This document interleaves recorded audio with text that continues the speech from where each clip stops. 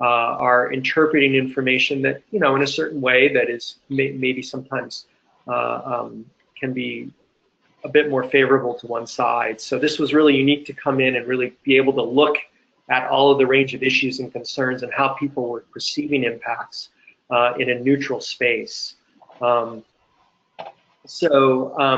is the CAO logo in Peru. They call it the cow, and with the IFC and MIGA logo, which are the two World Bank member organizations that the CAO performs this ombudsman function for. So I'm going to talk a bit about what is the cow or the CAO, how does it operate. I'll talk very briefly about Yanacocha and hopefully spur some questions on that, and then talk about some global context and emerging trends that come from this work. So the Compliance Advisor Ombudsman, it's a real mouthful. It's kind of a long name and it's a bit awkward, but most people just call it the CAO. And it's interesting to think about what those three letters mean, which we'll talk about in the next slide, next couple of slides. But it's the independent accountability mechanism or complaints office for the private sector parts of the World Bank, again, which are International Finance Corporation, which lends to companies that want to do business in developing economies, as well as MIGA, which is the insurance agency that will insure projects, principally things like political risk insurance for companies that want to do business in developing markets that may have some unusual risk associated with an investment. The focus is on developing markets. Question on the insurance. Yes. Is that insurance for the company or insurance for the potential impacts to the community and environment? It's insurance for the company. So you could think of it as, investing in, just a little bit of history on the World Bank. The World Bank was set up after World War II to basically, the first part was the International Bank for Reconstruction and Development, which was really put together to rebuild Europe after the war.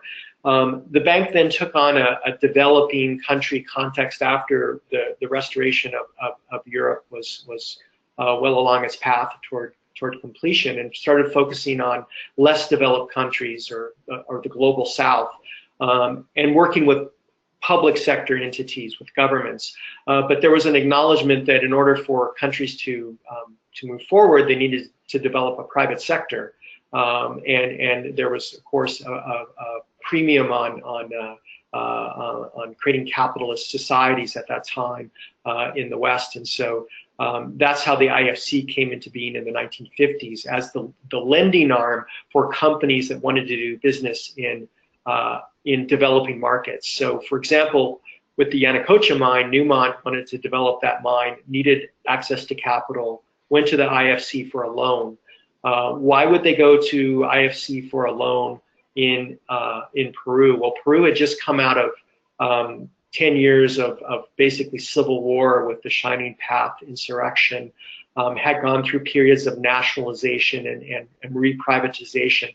So it was a risky proposition for a private sector company to commit capital in a market like that, not knowing what direction in the next election that country could go. Getting a loan from IFC offers some stability in that it is a World Bank member group, which gives you a bit more leverage with the loan. With insurance, should a country decide to expropriate resources, then and you're insured against that through MIGA, then you would be paid compensation if that project investment didn't pay off or was you couldn't realize the value of the project. So it's for the project developer, and it's the principal type of insurance policy that I'm aware of is things like political risk. Does that make sense? Yes, thank you. Okay, great. The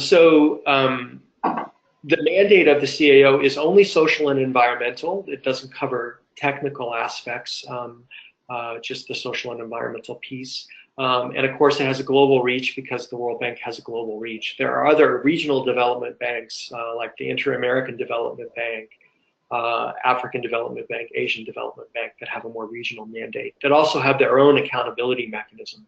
But this mechanism is open to basically any community member who feels like they've been impacted by a project where these two entities, IFC or MIGA, is involved. It's not open to someone that where there's no IFC involvement, for example. So it's actually a fairly small sliver of the total development money that's available worldwide. So the CAO functions in this way. At the bottom of this diagram, you can see a project-affected community and the private sector client, which is in the middle. The project-affected community would go to the CAO, which reports directly to the World Bank president, bypassing the management structure of the IFC and MIGA. So this reporting mechanism shields the CAO from influence from both the client, the private sector client, and the lending or insurance arm, and therefore the idea is that it can't be influenced by what those organizations want.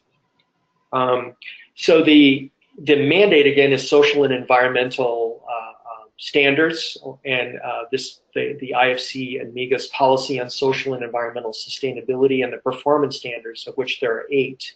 That cover social and environmental risk and impacts, labor and working conditions, resource efficiency and pollution prevention, which is basically the environmental piece, community health and safety and security, land acquisition and resettlement, biodiversity, indigenous people, and cultural heritage. So these are the focus areas of the performance standards, and each performance standard has a description about how that will apply to any loan or any insurance guarantee that's gotten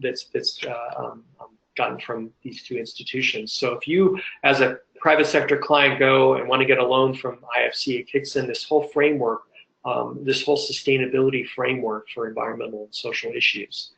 And there's also a policy on disclosure. So there's a public disclosure aspect to IFC as well.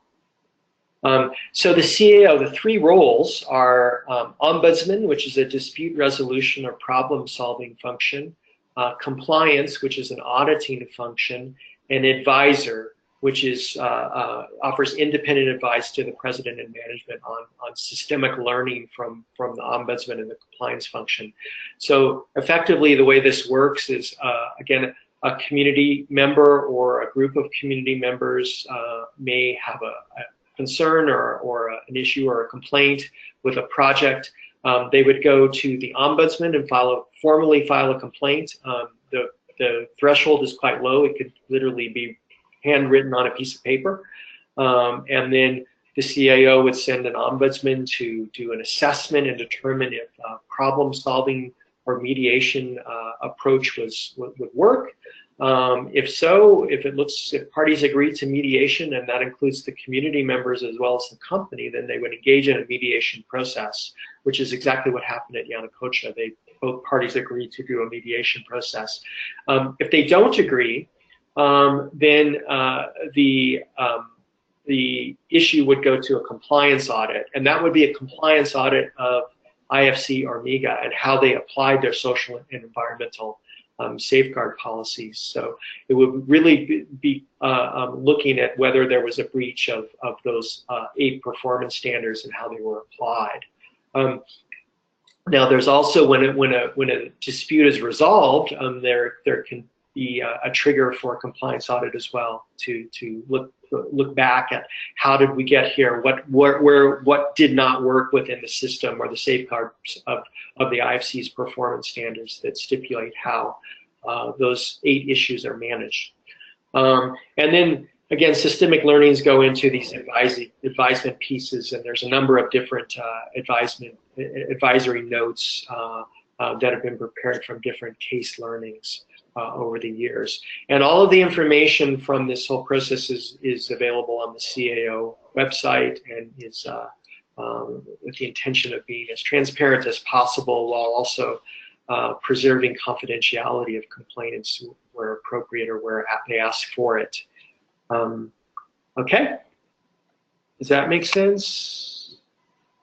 The general process. This is a process that I think is a bit unique to the CAO. There are most of the multilateral organizations, which are lending arms or lending banks, have some kind of ombudsman function, but the putting together of the compliance and the ombudsman and the advising function is a bit unique to CAO, and was requested by the World Bank Group to improve their performance. So the mode of working is alternative dispute resolution, which is really focused on creating a neutral space for dialogue.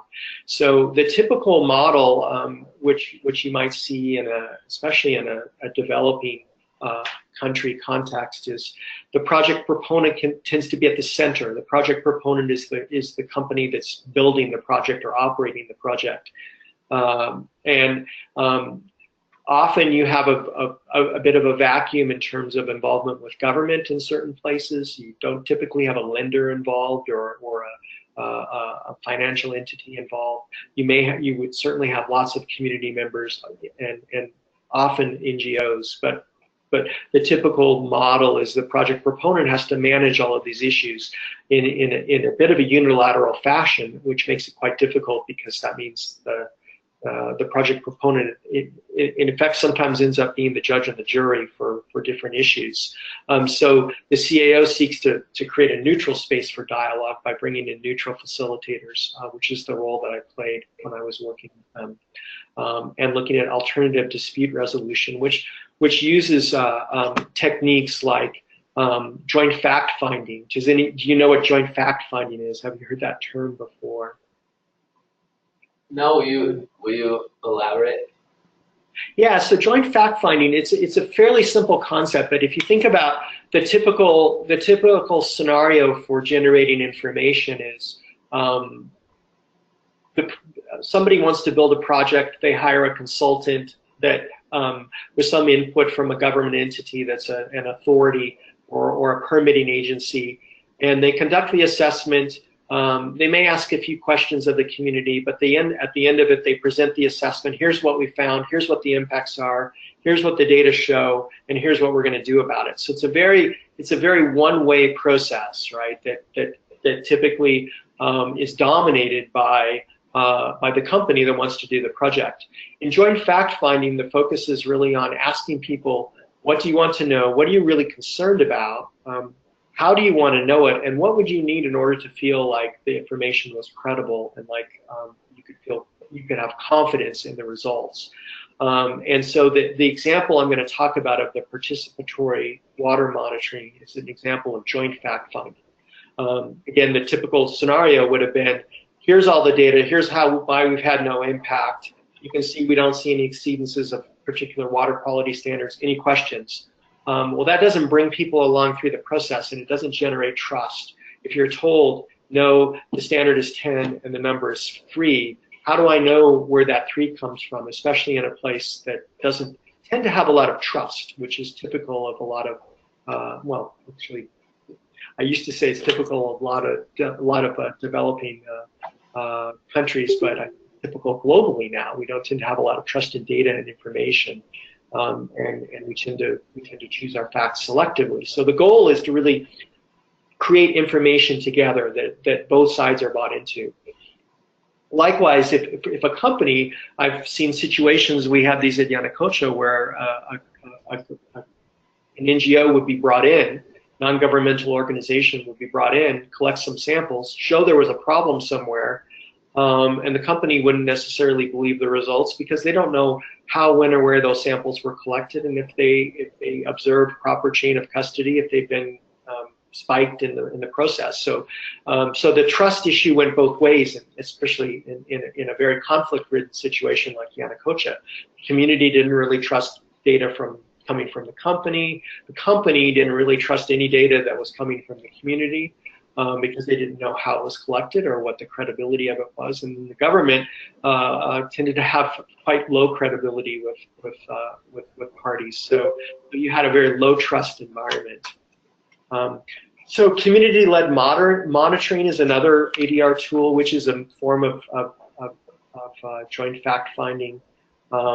Looking at traditional methods of resolving disputes, trying to bring in, for example, bringing in like village elders or people to help credible neutral parties within a community to help understand, helping people in negotiation, so giving them capacity building to help them negotiate. And then kind of one of the main tools is consultation and dialogue. Again, creating a neutral space where people can present their concerns and have them heard, and have people respond to them in a way that is constructive. So those are some of the tools we use for alternative dispute resolution. Now I'm going to talk about Yanacocha. So Yanacocha, I think it still is the largest gold mine in Latin America, but at the time there was a year where it produced the largest amount of gold for 1 year in the world. It was bigger than the big mine in Papua. That's the world's largest gold mine. So it's a very large gold mine. Was producing on the order of 1 to 2 million ounces a year at the time when I was working there. So quite wealthy entity. IFC, or International Finance Corporation, helped to finance the mine, but also holds 5% equity interest. So they actually own 5% of the mine. So they're both a financier and an owner. So they were, although I think they sold their shares a few years ago, but at the time they were an equity owner. For the majority of the time the mine has been operating, they were an equity owner. And because of IFC's interest, that again launched this compliance advisor ombudsman function, or the ability to trigger this function. And a non-governmental organization, or NGO, called Project Underground, that was a mining watchdog or advocacy group out of Berkeley, came and helped a community prepare, the community around Cajamarca prepare a complaint around issues like water contamination, lack of consultation, and lack of benefit sharing. It was a pretty broad-ranging complaint that they prepared.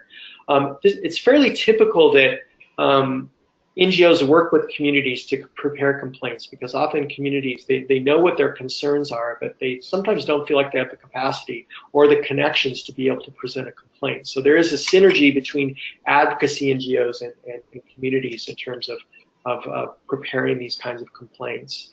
And often the issues can be couched in a technical way of things like air contamination, water contamination. Sometimes they're couched in a human rights language, such as infringement of certain rights, such as the right to water, right to health, right to livelihood.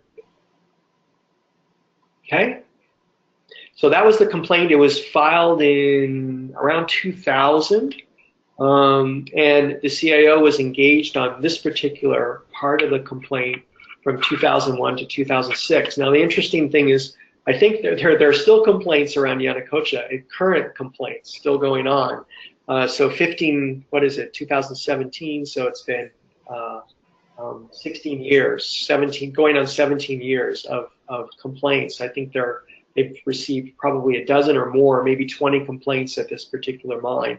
A lot of the complaints today are around how land was acquired and the payment that was made for land, because as you can imagine, in the early days of this mine, the land was not very valuable. It's quite high elevation. The mine is at around 14,000 feet and up.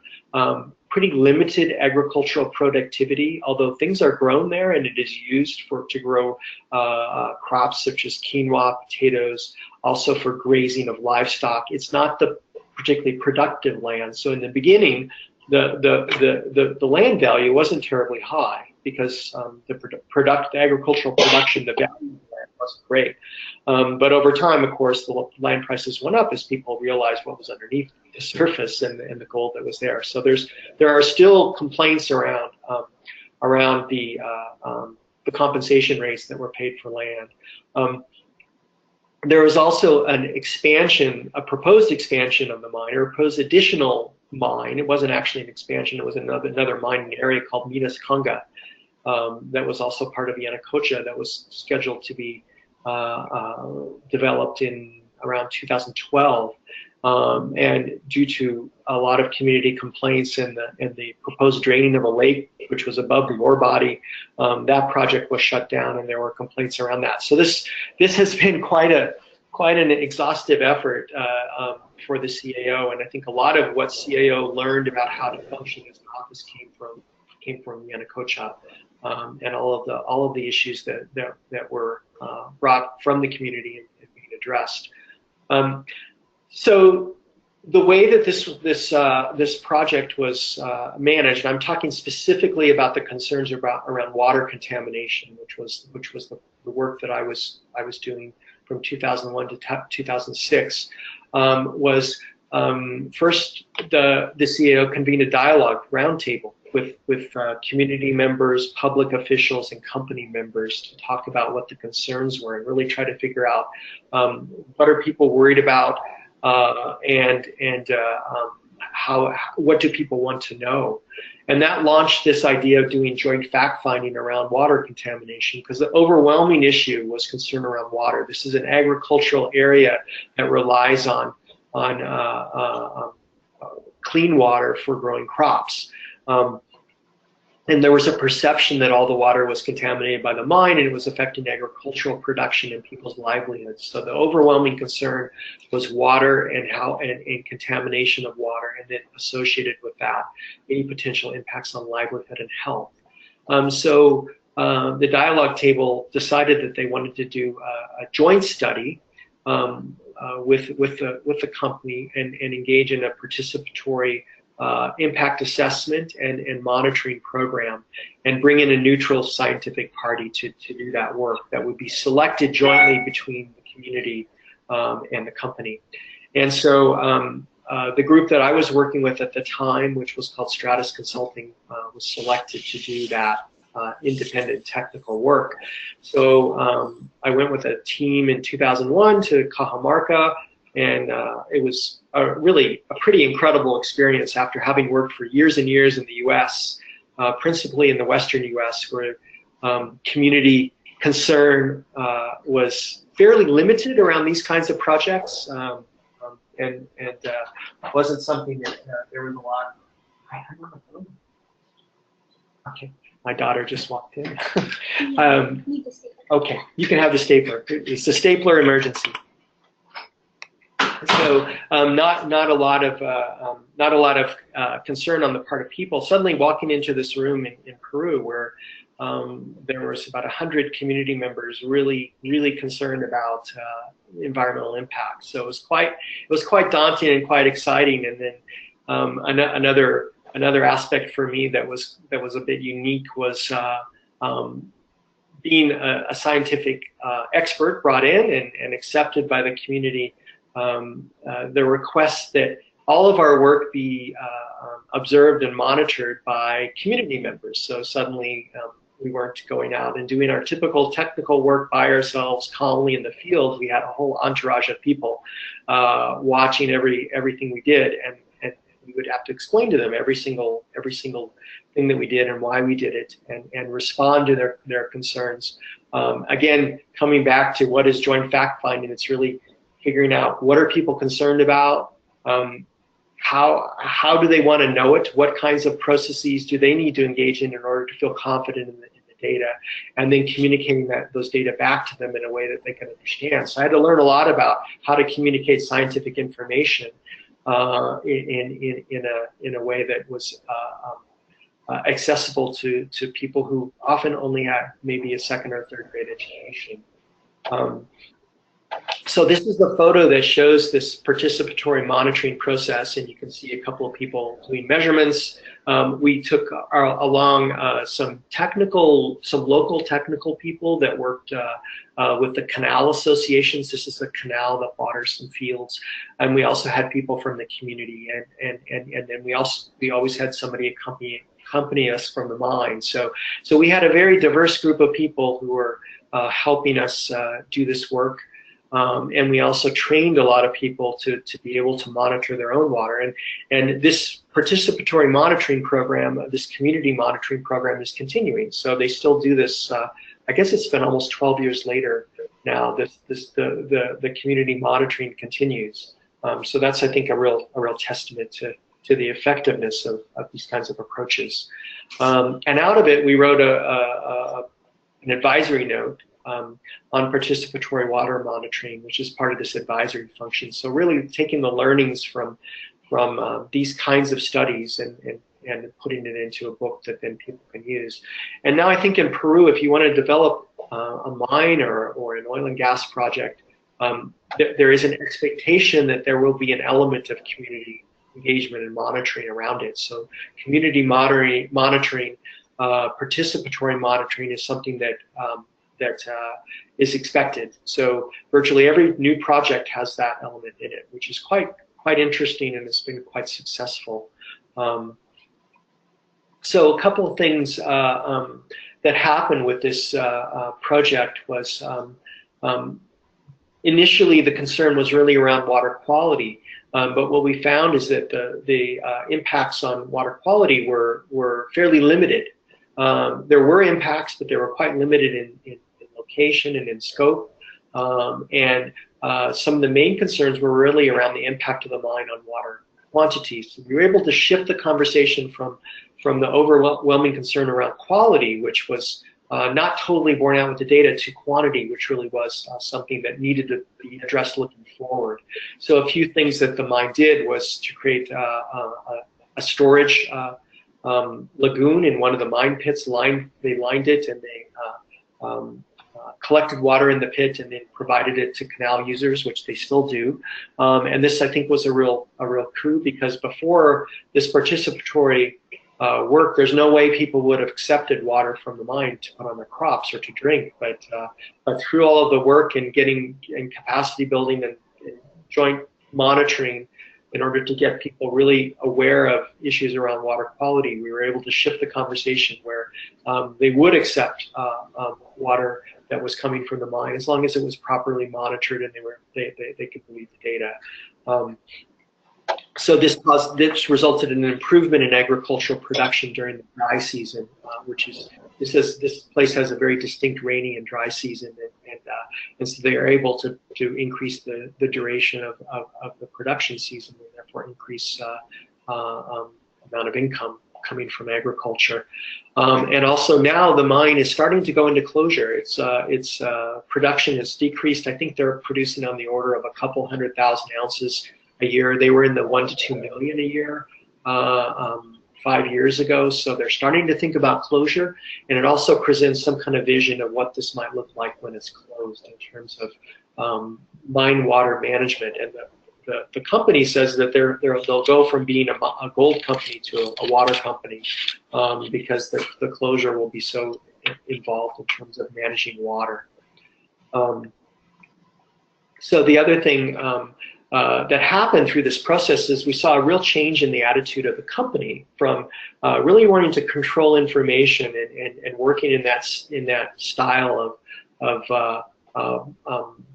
we collect the information, we tell you what the problems are, the government then intervenes when necessary, to focusing on partnerships and dialogue and community participation. And so that was a real shift. I saw a real opening up of the company over the 5 years we worked there. And I think that's been quite a positive change in terms of attitudes of people within the company and the acceptance of the community of company ideas and sitting at the table together.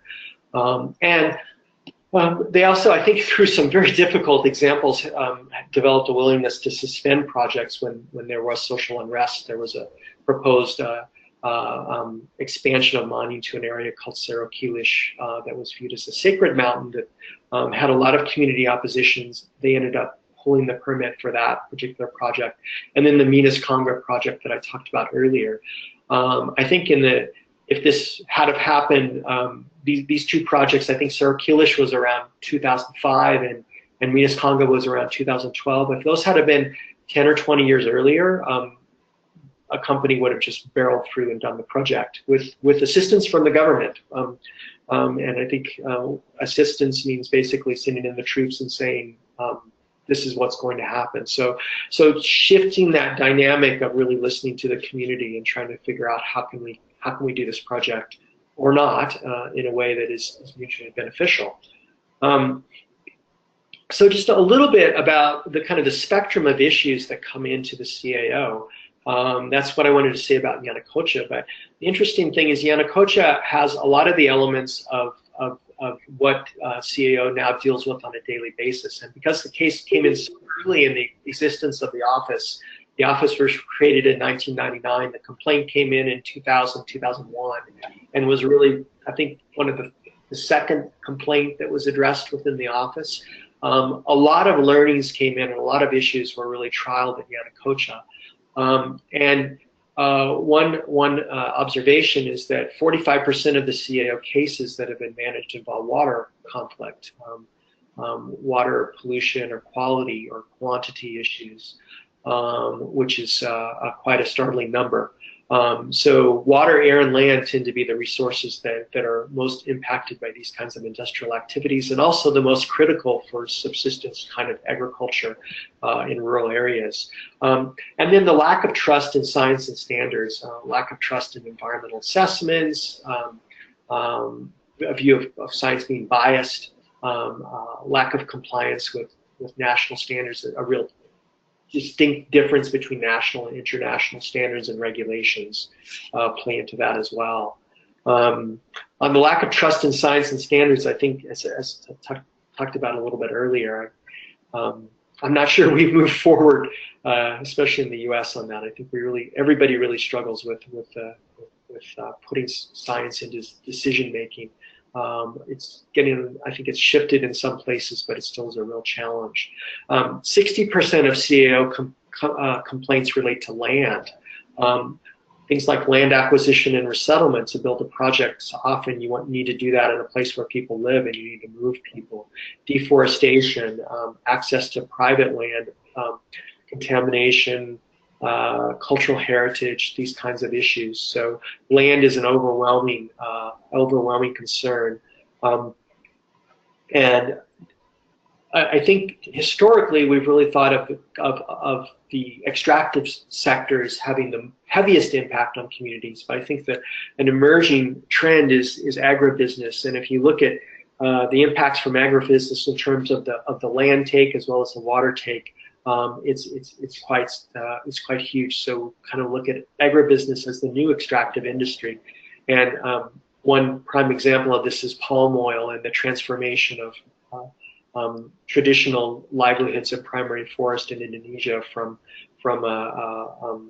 natural vegetation to monoculture of palm oil, which has caused a huge amount of social disruption as well as environmental damage. So another thing is the emergence of these environmental and social standards for the private sector. And this was something that really was started with IFC's performance standards, which is the guiding document for the CAO, but now has extended to the Equator Principles, which are based on the IFC performance standards. And the Equator Principles are environmental and social standards that what are banks called Equator banks have signed on to. These are all the big banks and some of the smaller banks, but the banks you've heard of like Wells Fargo, Chase Manhattan, JP Morgan, Bank of America, HSBC, all of those banks have signed on to Equator Principles, which along with that is a whole series of standards for environmental and social safeguards that come in. And so 90% of global project finance, so if you want to do a project anywhere in the globe, you typically are getting a loan from some bank, and that bank almost always, if it's a private bank, almost always like Bank of America, almost always has signed on to the Equator Principles. So in a way, the de facto environmental and social regulator globally tends to be the finance sector. So the hook to make companies do better in terms of performance for environmental and social tends to come through the financing arm or lens. Another emerging trend or issue that has come to fore is this concept of business and human rights and the role of business respecting human rights. And there's something called the UN Protect, Respect, Remedy framework, which sometimes is called the Ruggie framework. And it discusses, it's the UN Convention on Business and Human Rights, and it discusses the state duty to protect human rights, the private sector duty to respect human rights, and the right for community members to have access to remedy through non-judicial grievance mechanisms, which is what I was planning to talk about next. So you see suddenly the focus of in the 1990s into the early 2000s, the focus of environmental and social standards and accountability being pushed through multilateral organizations such as IFC, to suddenly that, which is a very small piece of the whole global puzzle of where finance comes from, because IFC is a pretty small bank on a global term, and they only reach a handful of people where they're financing projects, to Equator banks, which are responsible for 90% of the global project finance, which have also adopted IFC's performance standards, where most of the money comes to develop projects, to the onus being on the project developers themselves to have a grievance mechanism. So that's kind of the arc of how this has gone over the years. And today, I think a lot of the issues tend to be on this kind of non-judicial grievance mechanism at the project level, instituted by project proponents, kind of focus. Okay, so now I can see you again. And does any of that make sense? None of it makes sense. Any questions? Any? I have a question about the Anacocha mine, and what you think. You know, I was just heard a lot about allegations of, you know, coercion on behalf of the company to open the Conga mine. Uh-huh. Do you think that that was just, that happened, but it was just to a lot less extent than it would have possibly 15, 20 years ago? Or do you just, like for example, this woman, Maxima Acuna in Peru is the big example, and was given an environmental award for resisting that coercion efforts, et cetera. I don't know if you have any comments on that. Yeah, so that's a big question, and I think there's a lot of history with how the Yanacocha mine was originally awarded to the consortium of Newmont and Buenaventura. And if you look back, there's quite a bit of documentation, and I have to admit I haven't looked at it for a long time. But back when the mine came into being in 1993, this was an award and a bidding process, which is the typical scenario. The government has a mineral deposit and puts it out for bid, and companies then submit a bid to try to develop it. And the highest bidder, in other words, the company that offers the most amount, typically will get that bid. Now, the government always looks at a number of factors, including social and environmental performance, as well as just how much money they're going to get for that. But there have been allegations since the very beginning of dealings with a fellow named Montesinos, who worked for, who was the kind of spy chief for Alberto Fujimori, or Alberto Fujimori in Spanish, who was the president at the time. Fujimori ended up having to leave the country because of corruption charges, and is now back in the country in prison. Montesinos is also in prison. So these things have been swirling around basically since the mine started, around certain allegations of backroom dealing at that time. I don't know what the reality is, but that kind of history and overtone has always colored how people view this particular project. Now, coming to the issue of Minas Conga, now that's basically how they got the concession from the government. Now, how land was acquired is a whole other set of issues, and that's why a lot of the complaints that have come into CAO have been around land acquisition and fair compensation and payment.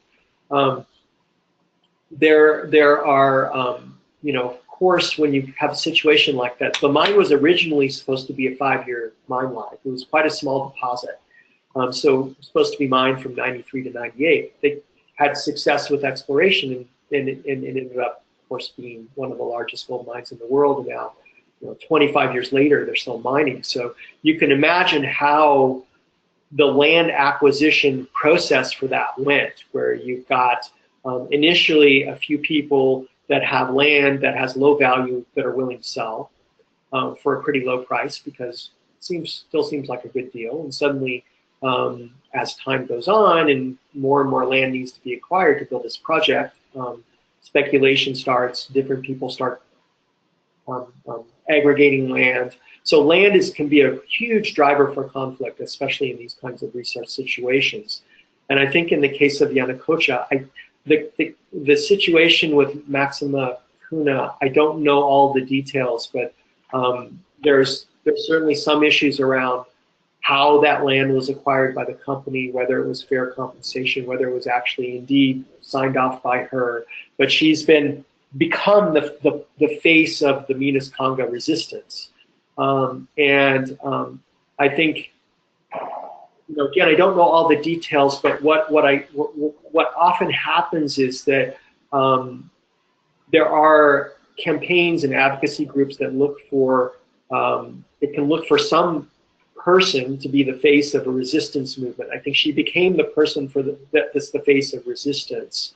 Whether or not that would be her choice, so that kind of builds upon itself, and then other interests start to come in. And a lot of people didn't want that deposit to be developed. These were people that were not local people as well. So you suddenly have to start to get many different interests coming from both within the community, but also external to the community.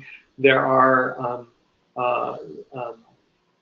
local and national groups that don't want the project to be developed, and then you get the intervention of international groups as well. So it builds this momentum, and suddenly a person who normally would have a very quiet life is suddenly is the face of resistance to a big company. So I hope that's, again, I hope that kind of gets to your question without speculating too much, because I don't know all the details, and it's typically very complex. Yeah, I'm sure. Hey, this is Rich. You mentioned earlier about some newer methods to mitigate acid mine drainage that came out of this. Tell us what can be done now, and how much better it is really than what was done in the past, if anything. So I think a couple of things that have improved are waste rock management. So in the beginning, I think a lot of the characterization methods weren't as robust as they needed to be, and so they had some areas where they were mixing highly acid generating rock with less acid generating rock, and that approach didn't really work, and they had some really bad acid seeps, which had to then be basically collected and treated indefinitely. There was a big improvement. There was a real attempt at doing passive treatment of water, or only liming treatment of water. So things like passive wetlands and lime treatment to bring the pH up and drop out metals. But that wasn't always effective, and it wasn't always effective, especially when you had an upset event where you got too much water to manage. Sometimes you get a release, and then they had some fish kills in the 2000s. And so the focus then went to reverse osmosis, which is a very intensive form of treatment, but puts out super clean water. And I think what I remember recalling at the time is they were getting enough gold off the reverse osmosis system to basically pay for it. So it ended up being kind of an interesting gain in that recovering the metals from the reverse osmosis treatment and basically collecting and concentrating the metals and putting out super clean water effectively paid itself back. I don't know if it still does, but that was a major change in terms of water treatment. And I think over the years they just got a lot better at again, characterizing and segregating different sorts of waste rocks, so they didn't have these unforeseen acid seeps.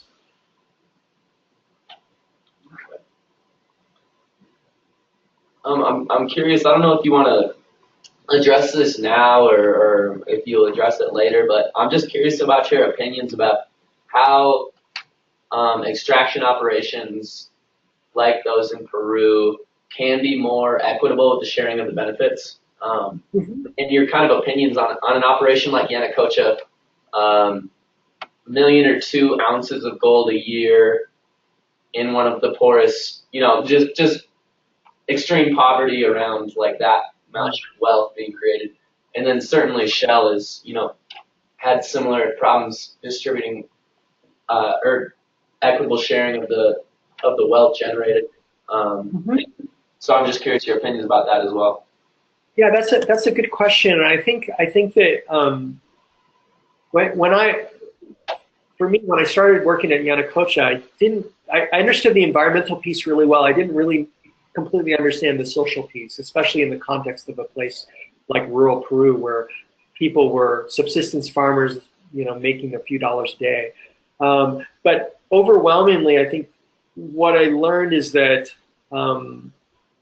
the real impacts, certainly there were environmental impacts, and there's no question that those needed to be addressed. But what I felt like was what people were feeling was not getting any benefit from having the project next door, and furthermore having the environment despoiled, which was threatening their meager way to make a living to begin with. So that was the overwhelming issue, was environmental degradation affects people's ability to make a living, especially in a subsistence agriculture type economy, and they typically don't have a way to benefit.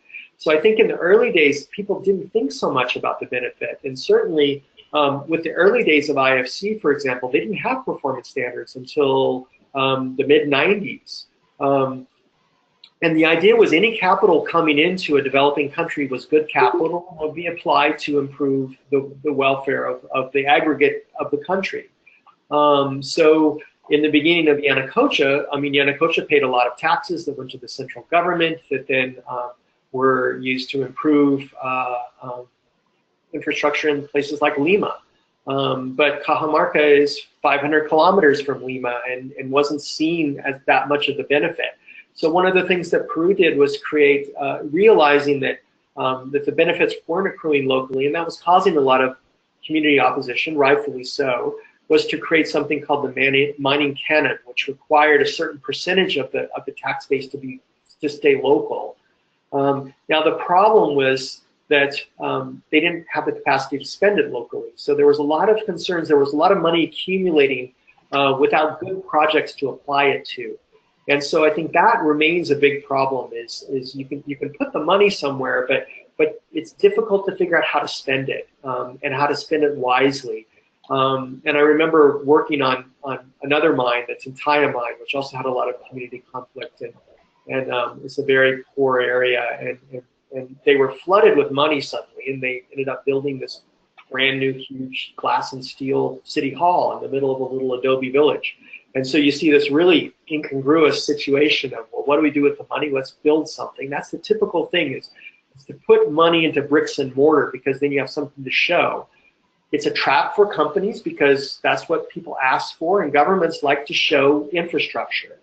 But one of the things that I think companies try to do, and I know that Shell tries to do, is stay away from infrastructure and really focus on partnering, on building capacity, on not building things, but partnering with groups that can build things and taking the company out of the center. And that's something Yanacocha also tried to do, is to get out of the center where you're building the Yanacocha Road, the Yanacocha School, the Yanacocha Hospital, but rather building capacity where that's being done by the government or by an NGO or some agency. So that's a big focus. Now, one of the problems with extractive industries is another issue is employment. There's typically a lot of people needed during construction because you need a lot of basic labor to build things. And that's that can be low-skilled jobs. It can be appropriate for a lot of the people that live around these projects. But then when you go into operations, the skill set that you need tends to be a lot higher. And so you can get a flux of employment during construction, but then in operation, you might only need a few hundred people to run an oil and gas project or a mine. And those folks need to be quite technically trained. So that's a real conundrum as well. But I think if you look at Peru, and I've been going to Peru now for how many years? Almost 20 years, I guess, something like that. 15, 18 years. The economy there nationally has improved tremendously with minerals development, with mining oil and gas primarily. So I think Peru is a safer place. I think there's more opportunity there. The currency is stronger, inflation rate's lower. So I believe there's been quite a large improvement in the economy from resource development. But it still hasn't gotten to as well as it probably should to the rural areas. You see a divide between urban and rural. You see a big divide between Lima and the rest of the country. Not that different than what we have in the US, right? If you look at Colorado, where we live, there's a big divide between what's happening in Denver and what's happening in the West Slope, for example, where you are. So I don't know quite how to correct that, but that remains a real conundrum, especially with resource development. But it is. I think the benefits part is people are realizing is overwhelmingly a driving concern. Now, coming back to my job at Shell, which is really focused on community feedback mechanisms or grievance mechanisms at the project level. And I think we have about 10 minutes left. I'm not going to, I have a few slides, but I'm not going to show them. I'll just talk about it. When we look globally across the Shell group, we track over 100 different entities, and those are typically manufacturing sites, refineries, chemical plants, upstream oil and gas development in 30 to 40 countries. The overwhelming issues in terms of community complaints tend to be social. So about 2/3 of the complaints we receive across the group in any given year tend to be on the social sphere. They're not environmental, they're social, which is kind of interesting for a company and an activity that tends to be viewed by many people as having a heavy environmental footprint. So the overwhelming concerns people have at a local level in terms of what they will present as a complaint tend to be social. And of those social concerns, the biggest bucket tends to be around benefits, around how companies apportion the benefits they bring to communities. So it is the number one concern at the fence line. The number one concern doesn't seem to be air quality, water quality, global warming. It tends to be benefits. It tends to be the jobs that we bring, how people are selected for those jobs, the kinds of social investment programs that we engage in. Do you think that my initial response might be that with these extractive industries, and like if you're a subsistence farmer or someone, that might be because of because simply the massive inequality that you can see just visibly amongst, and maybe, I don't know if this is true or if you agree, but like you just see these people getting enormously wealthy and then your condition doesn't get any better. Yeah, I think that's a big factor. Coming back to Cajamarca, one of the kind of unforeseen consequences of building that mine was the upset of the social structure. And Cajamarca was a very traditional town before the mine came up until 1993. It had a wealthy class of people that weren't that wealthy by even Peruvian standards, but were wealthy by Cajamarcan standards. They were kind of the elites of and elders of the community. The mine came in and you brought in some people from elsewhere. That suddenly, I think when they started the mine, they said there were like 3 automobiles in a town of 100,000 people in 1992. And suddenly you start to get pickup trucks, you start to get people with money, then you start to get people building hotels and restaurants and coming in, and you created there a new elite class that was younger, better educated, but didn't necessarily follow the norms of society in this very traditional town, and didn't necessarily respect the norms of the elders who had been used to running the town. So that created a lot of social division. So you have the double whammy of bringing in people who are a lot wealthier than the local people on really good salaries, working for the mine, having a few people within the community who are trained up and getting jobs and then became part of the super class that never used to exist there, but then also causing a real problem in terms of social disruption with the existing elite. And so many of the old timers there's a small university there that were university professors or politicians or business owners. They did not like the mine at all. They didn't benefit from the mine, and in fact their status in the community had decreased, even though they were still basically doing the same thing, because you brought in this new class of mine workers that economically were vastly above anybody else. Mm-hmm. Interesting. What are some of the other social grievances that you come across? So the other social concerns, we have concerns around who gets jobs, so local content, what we call local content, who gets jobs, how social investments are apportioned, social disruption often, different people coming into a community that are not known to the community, creating increasing crime sometimes, so that's often an issue. Those are the main social concerns. But I would say, overwhelmingly it tends to be around the benefits side, and on the environmental side, which is about a quarter of the global complaints we receive, the concerns tend to be around nuisances, tend to be around things like noise, dust, lights. So not so much in terms of water contamination or spills or things like that, but more in the day-to-day nuisance kind of issues. Yeah.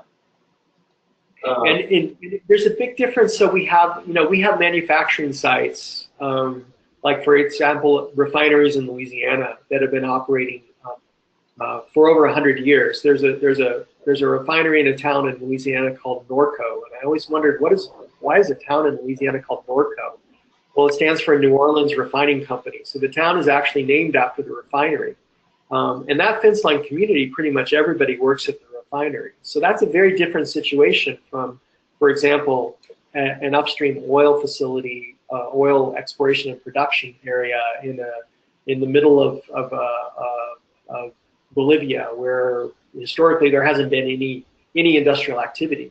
So the kinds of concerns you see in a place like a refinery outside New Orleans is very different than what you see in a place like Bolivia. But the interesting thing is, even still, the undercurrent is around benefits. Both populations want to get benefit from being next to this kind of activity. Right. So there's so much variability in terms of the kinds of community and the kinds of operation. Yep, somebody was saying.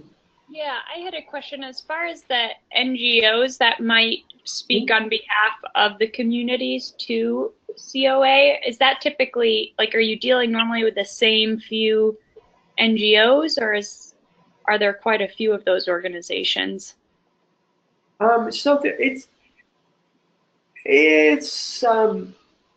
a good question. So there are a few international NGOs that partner with local NGOs to really look at the development impacts from the multilaterals like IFC. And so I think a lot of the complaints tend to come from a cluster of NGOs who are really targeting activities of the World Bank Group. There's an organization called the Bank Information Center, for example, that is a bank watchdog group, and they really question the bank's, mode of development investing. And so I think a lot of the complaints tend to come through those kind of bank watchdog groups, which is really a handful of NGOs in the US and Europe primarily. But they have feelers, of course, in different countries. And so typically a complaint would be prepared with a local NGO that had a presence on the ground. So in a way, I mean, it's kind of an interesting process. I think that the NGOs perform a really important function in bringing these issues to the fore, and they've had some major wins in terms of how the IFC and MIGA operate, and in terms of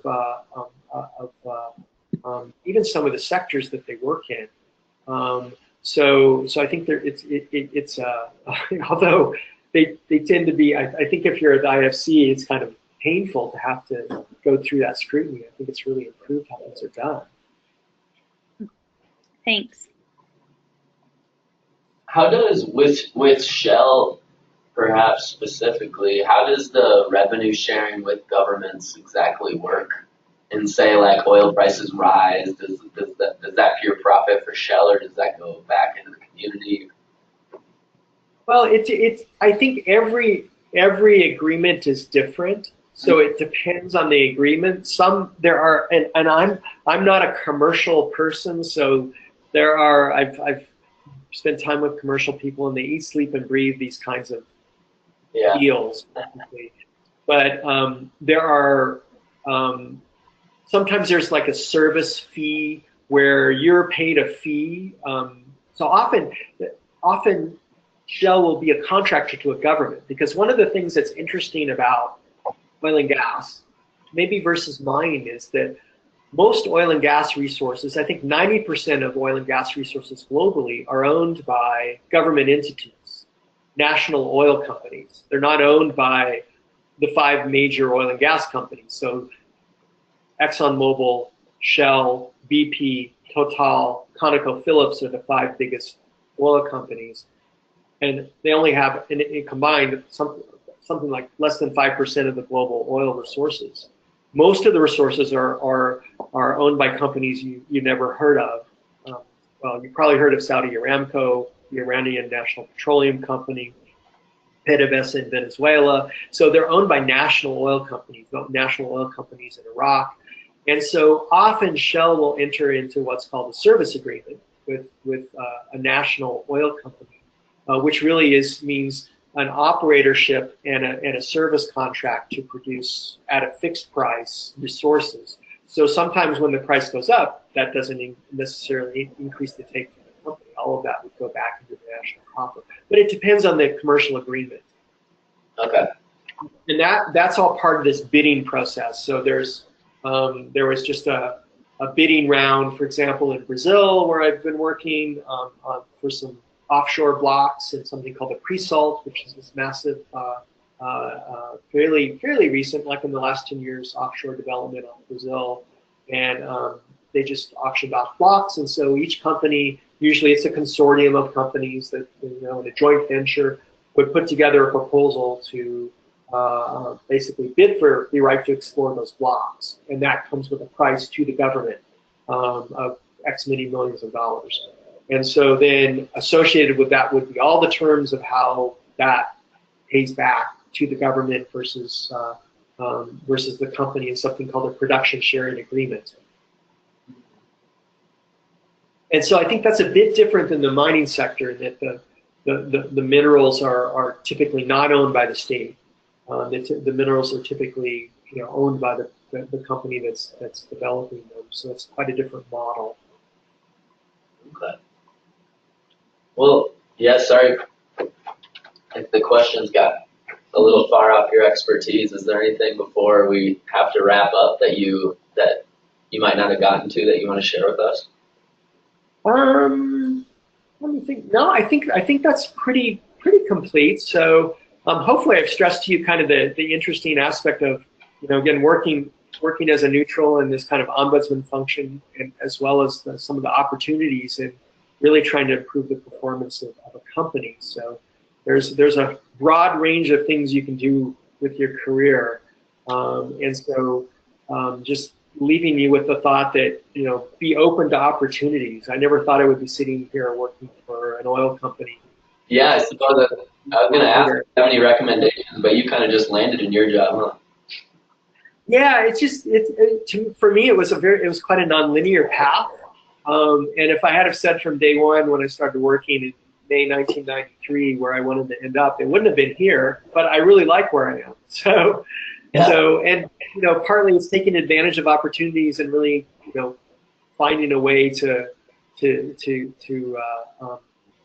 open to whatever comes your way, and keep an open mind. And again, in the beginning, there's no way I would have worked for an oil company. I was an environmentalist, and now here I am. And I actually really feel like I'm doing some good stuff. So, yep, that would be my message. Well, thanks a lot for joining us today. You're welcome. Thank you. Thanks for your questions. Great interaction. I wish you guys all the best. And hope for snow. Yeah. All right. Have a good evening. You too. Thank you. Yep. Right. See you, folks. Bye.